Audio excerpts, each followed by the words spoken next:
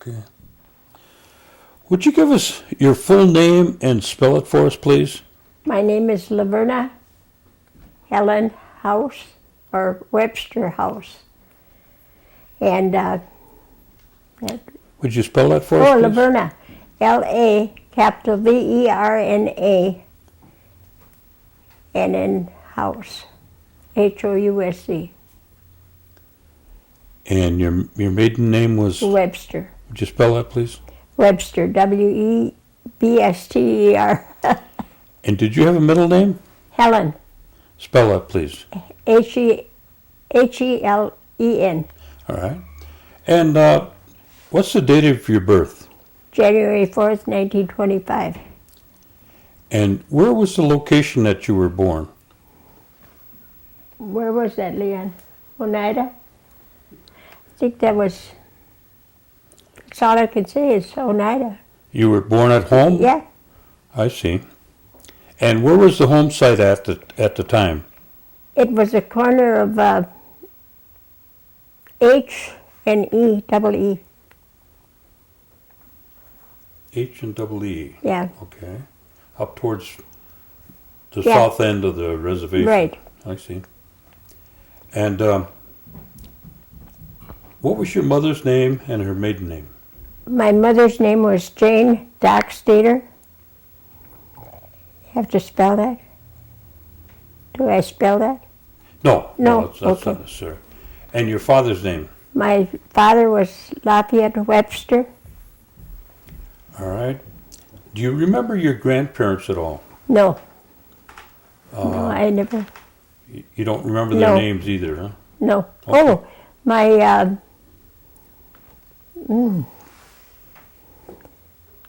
I can't recall it at this okay. time. Now, did you have any brothers and sisters? Yes. Can you give us My their names, please? I had one brother, Stanley Webster, and then I had Lucille. Their married name, Wheelock, Naomi John, Berthina Vandenbroek, Stanley Webster, of course, and Winona Carrillo, and Berthina Vandenbroek, and that was it. Now, are you the oldest or I'm the youngest one. You're the youngest. Mm-hmm. Okay. What kind of work did your father do? My father had I think it was 2 acres of land, and my mother was a housewife, and my father basically worked there, but then he was a mason too, that he'd take, jobs, and he'd work on different different places. Mm-hmm. Did he ever tell you what kind of schooling he had? I know he went to Carlisle. How long, I don't remember. Mm-hmm. And did he speak Oneida? Yes. Mm-hmm. And was he involved in any kind of tribal activities? No, I don't think so. Just he was aware of everything that was going on, but I don't think he was involved. I see. And your mother, what kind of education did she tell you? She went to Hampton, Virginia, and at that time they were sending the children they take them from their homes and they put them into these government schools. And so she was sent to Virginia. And what kind of comments did she tell you about the school? She, just that they weren't allowed to speak Oneida. They punished, more or less, and she didn't mention how, but they were forbidden to speak. English. Did she feel that she liked it, or didn't she like it at all? She didn't comment. No. No. What about your dad? Did he have did he like it or Yeah, not like it? he was. He liked that. He liked that the was boarding in school. Carlisle. Mm-hmm. Okay. And did your mother work out of the home, or did she No. work in the home? No, she always worked in the home. I see. Now, as you were growing up, did you have running water and electric lights? No. Oh. There was no lines coming through at that time. So we had a well. My dad built the well, and so we had our own well. And I remember carrying the water from, on wash days especially, get up early and we'd have to get enough water for my mother to wash. And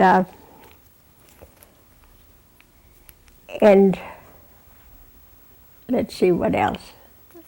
Well, did they have a wood stove or? Oh yeah, my mother had a big range in the kitchen. Is that what with she a cooked on? heating unit on the top, and a well in the back. A of the reservoir stove. where they kept the Reservoir, water? Mhm. yeah. Mhm. And we had to keep that full too. And you say on wash days, you had haul water for the wash. Yeah, wash, and What then about- we'd have to fill. We had one big jar, real, crock jar, and we'd have to fill that up so that you'd have water there to cook with, and for tea, and mostly tea. And so that was our job. Where'd you take a bath? Well, we had in a big basin, and we did a sponge bath. I see. You didn't have a big tub where everybody No. used for. Not at that time. And did when you washed clothes, then you had to iron them. Yeah. Did you have those? You heated those up? Yeah, we heated that up on the stove. And we did our ironing, and my mother usually had that done by the time we came home. She hung the clothes outside. Unless it was really bad weather, then she didn't wash. But that was every week, So she did a lot of sewing too then. Oh yes, all by hand, and then later on I remember her getting a sewing machine, and she made our own quilts, and those were so warm. And did she speak Oneida? No, very little. Yeah. Did your parents teach the family to speak? No, just what we caught on to, I see. So, but my mother she and my dad would, I don't know how they managed, but he didn't speak Indian all the time, and then they'd talk and read the Bible, and they were, go to church on Sunday, and What church did they go to? the Methodist church in Oneida. Is that where you went to? Yeah. I have a picture of my church before it burned down. What kind of transportation did you have? My dad had a car at one time, and I remember having a horse and buggy. And Did you have a big garden? oh yeah, we always had. My dad had cherry trees, apple trees, strawberries, raspberries, anything that he could grow, he did. And vegetable garden. and all kinds of vegetables. And he liked turnips, so we had one space specifically for him. Did you live near Ephraim Schuyler? What? Did you live near Ephraim Yes. Schuyler? Near there. Now, did he? What? Do you ever know what he did, or was he a bachelor, or No, did he have a family? not that. Yes, I think he had one. I don't remember how many children they had or anything, but see. I remember Ephraim. Did he do any kind of craft work or anything like that? Do you know? I imagine so. I have no idea Like what they did in the baskets, home. or did any of your family do any kind of basket work or No, craft work? No. no, my mother just did our own, sewing and what had to be done.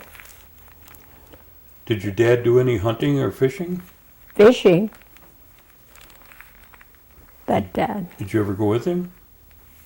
sometimes. I followed my dad around quite a bit. So he taught me a lot of things about the woods, and so I got to, know that. What were some of the things that he would try to teach you in terms of the woods? Well, I think I knew every tree, and I'd ask him. I was inquisitive, so he'd really tell me, and he'd explain, now you see this, now remember it. And so I got to know the trees and bushes and what I shouldn't touch or what, Did he teach you any kind of medicines that were in the woods? Oh yeah, Do you remember what they might have been? number 6. Number 6. What is number 6? It's a weed that grows quite high, usually on the side of the road now. And then in the fall, about July, we'd pick that and we'd hang it up on a clothesline or any place. We'd wrap it around, and then after they'd get good and dry, then we'd strip the stems, and we use that for tea. You would buy the tea, regular tea, but we always had our number 6 tea. And How would I know what number 6 was if I were looking for it? it grows I'd say about 2.5 feet. 2.5 feet tall, and it's got a purple flower on it. And you can smell it. It's got a real nice odor. And but you'll find it on the side of the road. Is there any other ones that you remember? Elderberries. We'd go and get the blossoms, just cut the blossoms off. When they'd get, nice and white, they'd come in large flowers like that. And we did the same with that. Make tea? Mm-hmm. And what other medicines can you think of that you would use if, for curing yourself? We always had catnip on hand. And what was that for? I think it's just took and drank it, and it would make us feel good. It wasn't a sedative or anything, but my mother said it was good for us, and we took her word for it. So if somebody got sick, they generally had something that they could help make them well? Mm-hmm. Always. We always had sweet oil, and that was for earache, or if your ears were buzzing, sort of, we'd use that sweet oil. And what else? Oh, Vicks. We had all clover leaf, salve, all kinds of different, things that we used. Do you still use those? Oh yeah, Where do you camphorated oil. where do you go to get them? Well, right now you can send through the mail for them, but they're, you'd have to know how to use them. Like if you'd get chapped lips or something like that, you could even put that on there. But it would, you could feel it, but it helped. Did they have anything for like helping you with your sight? For seeing or No. anything? No. What about when you had a congestion in your chest? We used to put Vicks on, my mother used to put Vicks on our chest, and then she'd take a thick flannel cloth, and she'd lay it over our chest. And then we'd go to bed, and it helped. Like a poultice? Yeah, no, not a No? poultice, just that they kept that Vicks, and it would warm your chest. I see. Did your parents or your grandparents, did they have any involvement in any kind of what they call traditional kind of curing or medicines or anything like that? Not that I know of. No. I never knew my grandparents. Uh-huh. They had passed away before I was born. Because some of the older people talk about curing ceremonies, and I don't know if you. I've heard of it, but I've never experienced I it. see. We used to go to Dr. Hill, and that was, if we were sick, we went to Dr. Hill. And I know my daughter, one time she got, my children all had chicken pox. And after we thought it was all over. So we went on vacation by my mother from here. And one morning we went to get the baby up while she was young. Oh, she was a baby then. And but she had a high fever and everything. And we took her to Dr. Hill. And I checked right away for chicken pox, because she was the only one that didn't have it. We got there and she said, no. She said, you go. She said, and you go to Dr. Sieb in Green Bay, or Seymour. And here, my mom asked what was wrong. She said, no, she's too sick. Well, we went to Dr. Sieb, and she had broken out all on the inside of her with chicken pox, and there wasn't you couldn't see anything on the top. She nearly died that time. And he gave us some medicine, and she came out of it. Mm-hmm. She, I can't say enough about her. A lot of people talk very highly of her. Yeah. Mm-hmm. Now, we can take a break whenever you want to. Okay. So you just let me know. But, and my mother, she was a lot of people, when they were going to have their babies, they'd come after my mother, and she brought a lot of babies into the world. Oh, midwife? Midwife. And I know one time, I forgot, Nancy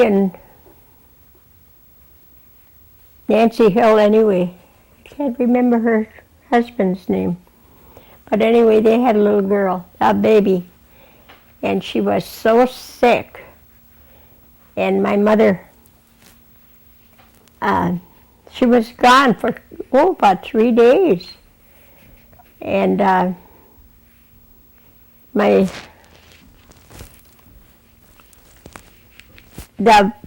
we didn't know, we didn't know anything, just that she was gone and there was going to be a baby. And she came back, and here that morning, the Dr. Siebden, came back and he said, well, Mrs. Webster, he said, what is, Mom was already giving the baby a bath. And he came on and he looked at her and he said, what did you do? And my mom said, I just took care of her. She had camphorated oil and all that stuff. And she brought that, they had the baby, and then she doctored that little girl up yet. But he said, well, I came, he said, I thought, I was ready to sign the death certificate. And he said, I don't know what you did, but he said, I know I wouldn't have been able to do it. So, and Nancy and her husband were so glad, they always... Did you help your mother at some of the midwife no. babies? Uh-uh. No? You're too young, huh? Yeah. I see. Now, your parents belong to the Methodist Church? Oh, yeah. No? Did you go to Methodist Church, sure. too? And what was a typical Sunday like at home? Well, we were never allowed to, like, if we were going to take the scissors and, use the scissors for something, or the needles, that was a no-no. It's strictly for the Lord's. That's the Lord's Day, and there's absolutely no work. Like, we'd make a big kettle of soup, so you didn't even have to work to do that. The day before, you were busy, and making pies and bakery and all that. But we were never allowed to pick up a needle or, anything that we had to work with. And then we'd go, usually by my Aunt Ida and Uncle Foster, or my other aunt, Aunt Nancy and Uncle Ira. What was Foster's last name? Cornelius. Oh, he used to live on H2. Yeah. Mm-hmm. Okay. That was Emroy's dad, right? Yeah. Okay. So. And that was some of your relation? Yeah, that was my aunt. Okay. My aunt and uncle. Mm-hmm.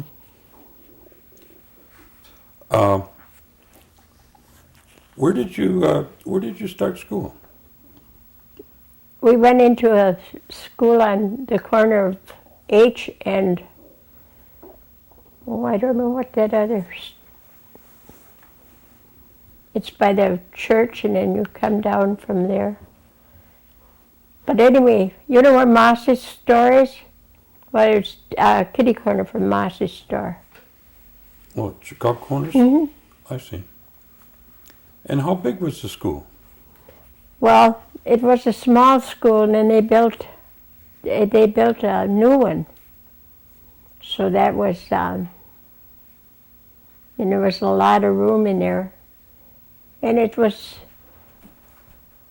I think 6, 7, and 8 was one room, and then the rest of the rooms were divided.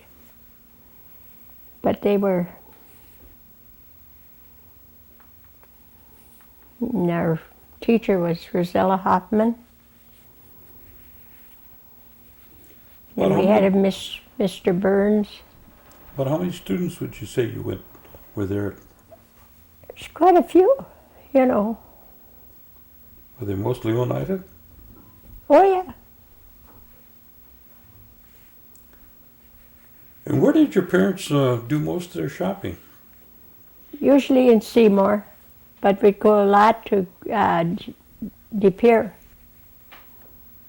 We'd go at least once a month, and we'd go to De Pere for all our shopping, main shopping, get 50 pounds of flour and, bulk. And then we didn't. Oh, and then my dad would go to the hardware store if he needed something. Otherwise, he'd just go over there and visit. And then my mother, we always went to the Five and Dime and got what we wanted. Thread and needles and so on. It was a lot of fun. Now, what kind of recreation would you have in terms of games as young children? My sister and her husband, Guy and Naomi John, they used to live next door to us. And we used to play, a lot of, they had a big yard. And we'd go over there and we tag and, what we do now. Marbles, and Guy and Naomi, Guy and his friends always had a horseshoe, spokes for horseshoe,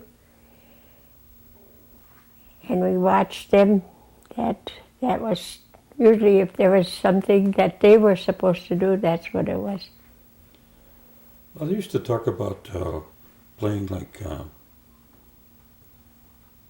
Red Rover, or We played like that and all those. Hang the Man.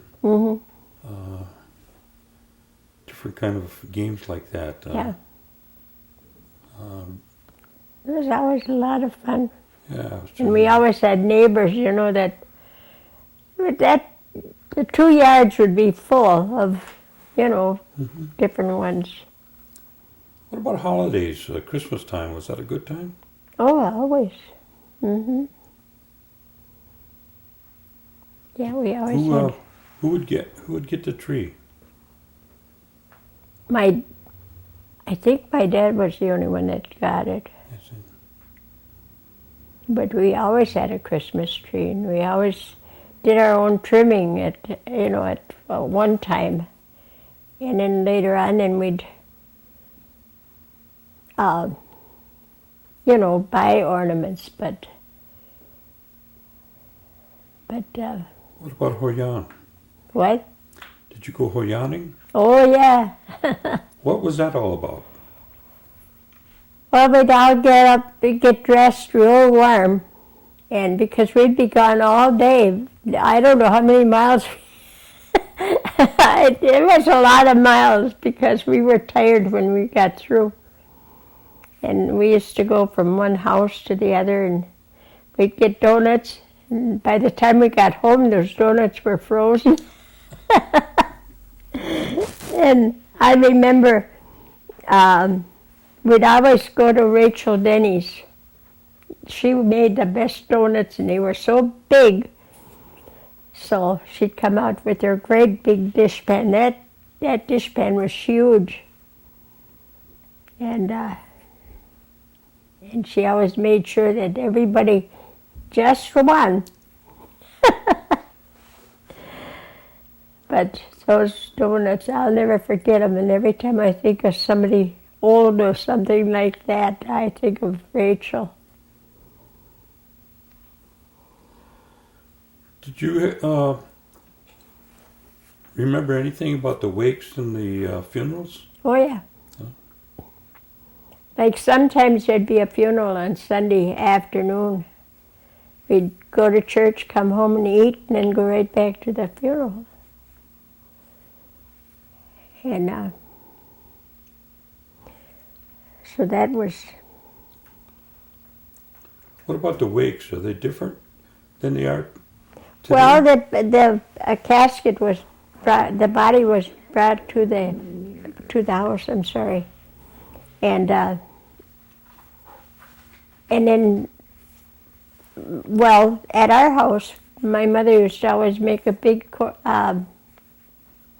kettle of corn soup and cornbread, or fry bread, you know. And I got a stove hall, made that.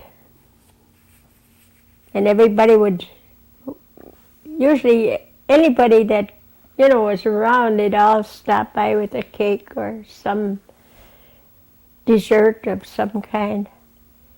And then that was divided at midnight.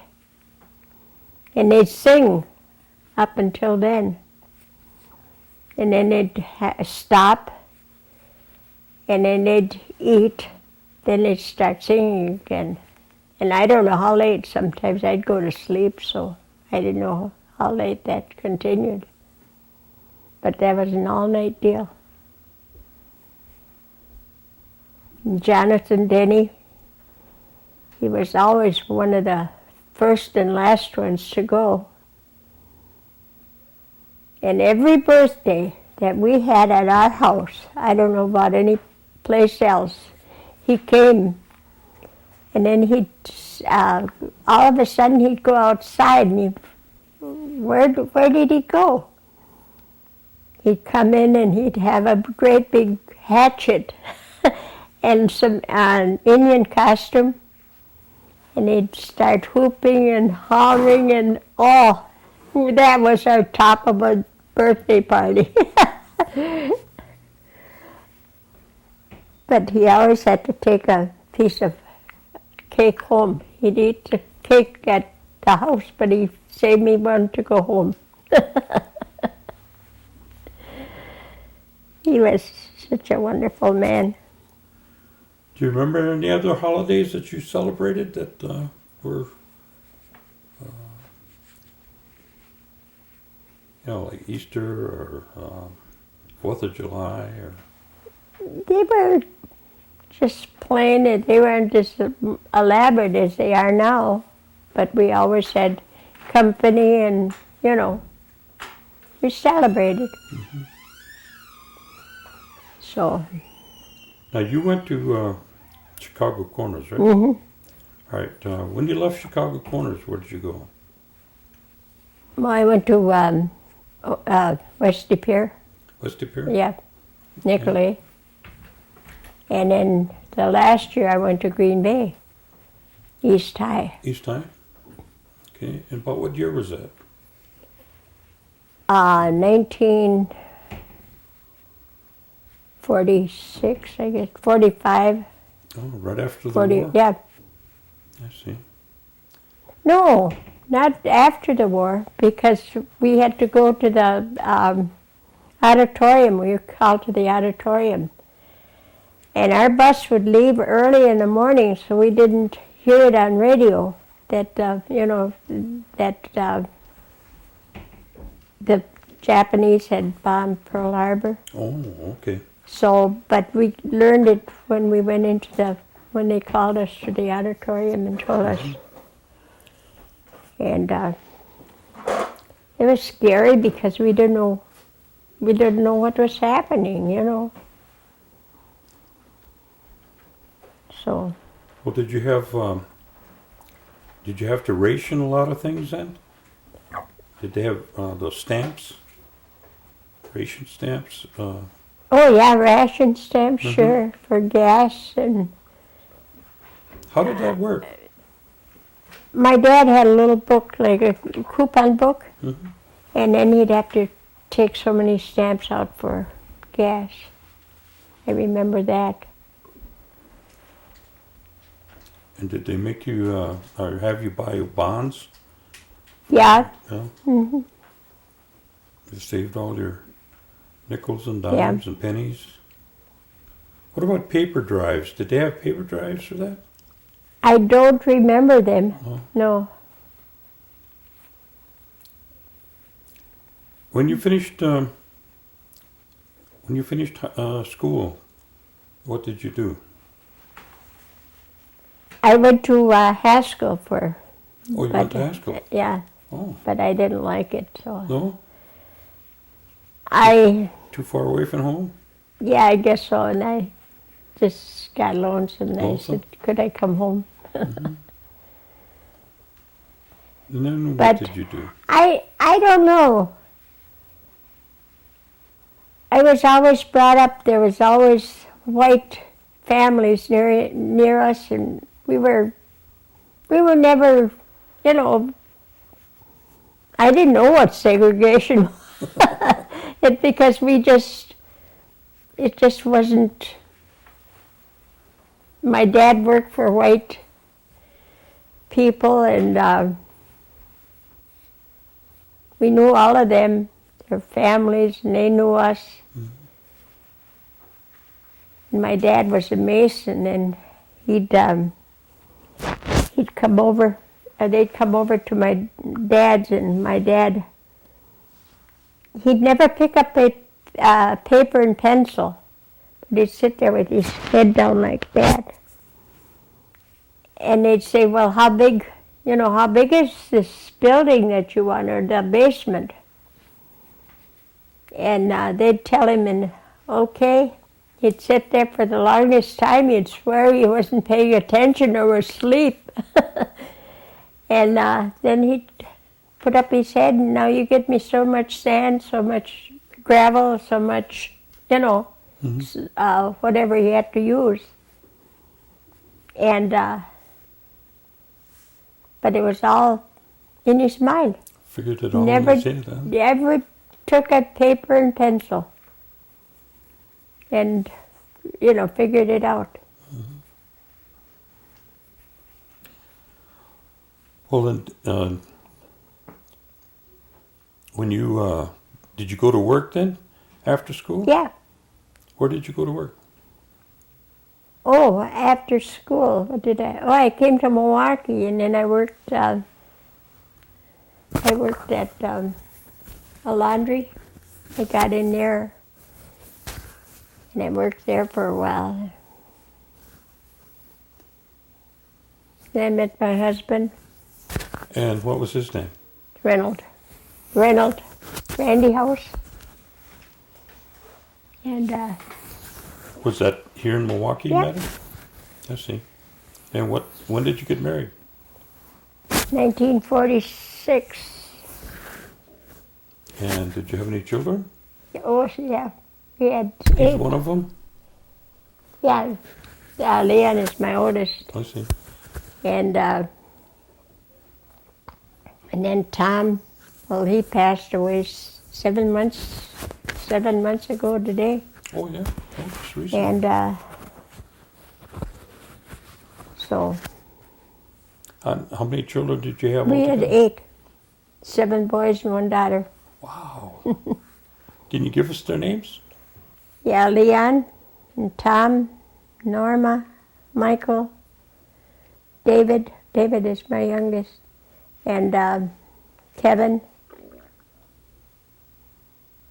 Richard, and John. And you said you had 1 daughter? And Norma. Norma? Mm-hmm. And do you have any grandchildren? Oh, lots of them. Don't ask me to mention them. Okay. And a whole lot of great-grandchildren, too. Yes. Mm-hmm. And your husband, what kind of work did he do? He worked at Louis Alice. And Just a factory. I don't know what they did there, but Hmm? I don't know what they did there, but it was a factory not too far from our house. you worked there quite a while? Yeah. And then with having all those children, I don't think you worked out of the house. Oh, did you? yes, I did. Oh, you did? I Besides had raising the family? I had a sister that passed away, and she and I were always, she was sickly. So I was always, had to be there and sort of take care of her little daughter, because that little girl, she's just running, you're a child, and my sister couldn't do that. So I'd get through with high school, get off the bus, run in the house, change my clothes. My brother-in-law would be there waiting for me. You ready to go? Yeah, okay. Go over there, and then I'd go to their house. And I'd have to run after that little girl and, and clean the house, not because Beth could do quite a bit, herself, but she still needed help. So, but that was, and then I went on vacation with them, and I'd have to go with them because I had to take care of that little girl, but I got to go so many places, Oneida and, places like that. Mm-hmm. So it was, and we'd go fishing because Beth could get into the boat and then she'd fish and she enjoyed that. So.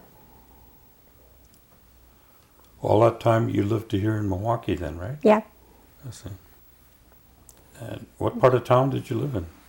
On the south side. South side? Mm-hmm.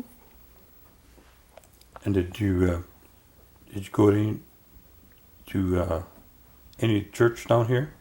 Yeah, the Methodist Church on Wisconsin Avenue, that underground church on 26th in Wisconsin.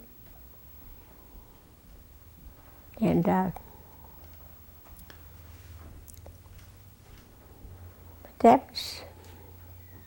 was it, I guess. Did you have an opportunity to utilize any of the services from the tribe? Well, I get a lot of medicine from them right now. Mm-hmm. Some that they can't take care of because my medication is so potent that and then I'm the only one that's taking it. And they can't handle that because they deal in quantities. Mm-hmm. And but I get and that's a big help. I don't know how I could do it without them. But I have good insurance, and so that takes care of. What's your feeling about the per capita that the tribe gets? Oh, it's a lifesaver. And I think I often think of my parents because they didn't have anything like that, And we were poor, but we weren't either because I knew people that were poor. And my mother always made quilts and never rugs. I don't think I know she made some, but not too many. And She always had food on the table. always 3 square meals. And my mother made, bread and all that. What kind of advice would you give to the young people coming up behind us? Well, for one thing, I think there's so many children going their own way now and getting into trouble, and serious trouble. And not too much that I know of with the Indians up here. But I know, like on the north side, but I said, and then they passed a law you couldn't spank your children. Well, I spanked my children, not all the time, and they weren't beaten, but they knew the next thing would be a spanking, and they didn't like that. And but they knew when to quit. That's it. Mm-hmm. And that's where the parents are failing now, in some cases. I said a good spanking once, and they wouldn't. I don't think. They may not do those things. Yeah. Right. It wasn't. You didn't have to beat them, but they knew how far to go. That's right. Is there anything that I missed that you want to share with us? Well, I don't get out much anymore right now. And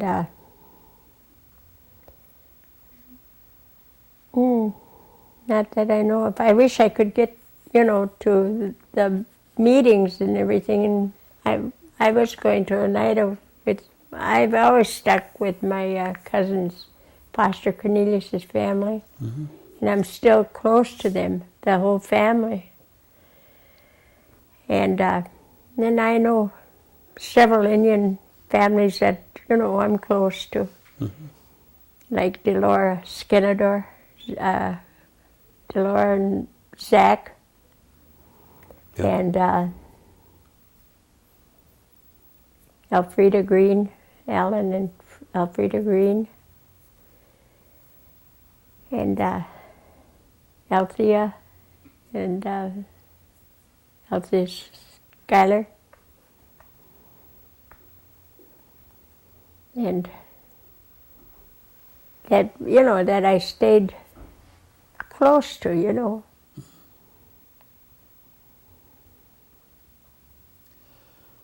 Well, we want to thank you for sharing your thoughts and sharing the stories of when you were younger. I had my Uncle Ulysses. He had a farm, some horses, and in the summertime, he always had a horse and buggy, But I liked it best when I'd go over there and I'd walk, from our house to theirs. And I'd wait till it was getting kind of dark, and so I'd say, well, tell my Aunt Sarah, say, well, I'll take her home, let's go. Get into this sleigh. And she'd bring her great big blankets and I'd sit between them. Oh, and it was so warm. But I always got my ride home. I remember that's my special. It's one of your special occasions. Yeah. Huh? So there's lots of memories. Okay. Well, again, we want to thank you very much for taking the time to come down and spending with us. I thought, well, my memory is getting so bad. I thought, I'm not going to be able to remember everything, but I hope I shared some of it. You did a good job, really good job. All right, Alan is going to disconnect the microphone from you.